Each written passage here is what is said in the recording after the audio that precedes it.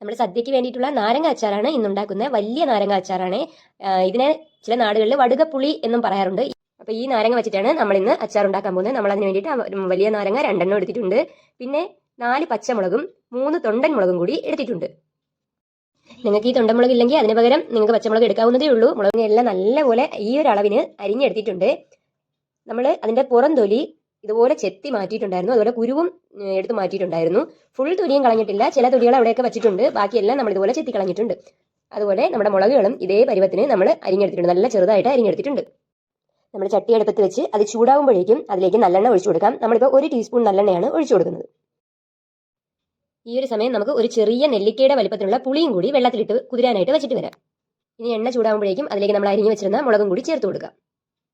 നമുക്കിനി ഈ മുളക് വഴറ്റിയെടുക്കാം. ഒന്ന് ചുമന്ന് വരുന്നത് വരെയും നമ്മൾ ഇതിനെ വഴറ്റി കൊടുക്കണം. നമ്മുടെ മുളകെല്ലാം നല്ലപോലെ ചുമന്ന് വന്നിട്ടുണ്ട്. ഈ ഒരു സമയം നമ്മൾ അരിഞ്ഞു മാറ്റി വെച്ചിരുന്ന നമ്മുടെ നാരങ്ങയും കൂടി ചേർത്ത് കൊടുക്കാം. ഇനി നല്ലതുപോലെ അത് വഴറ്റിയെടുക്കണം.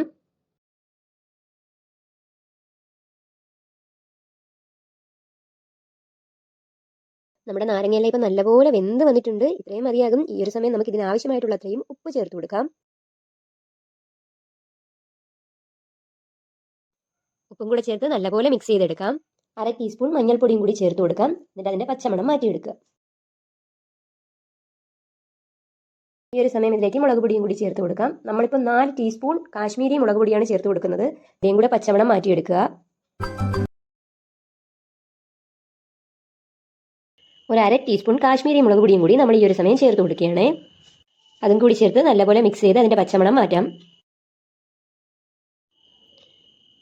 1/2 ടീസ്പൂൺ കായപ്പൊടിയും കൂടി ചേർത്ത് കൊടുത്ത് നല്ലപോലെ മിക്സ് ചെയ്ത് കൊടുക്കുക.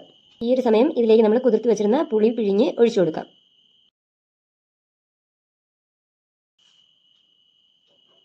ഒരു 1/4 ടീസ്പൂൺ കായപ്പൊടിയും കൂടി ചേർത്ത് കൊടുക്കുകയാണ്. കൂടെ തന്നെ 1/2 ടീസ്പൂൺ ഉലുവാപ്പൊടിയും കൂടി ചേർത്ത് കൊടുത്തിട്ട് നല്ലപോലെ മിക്സ് ചെയ്ത് ഇതിന്റെ പച്ചമണം മാറ്റി എടുക്കുക.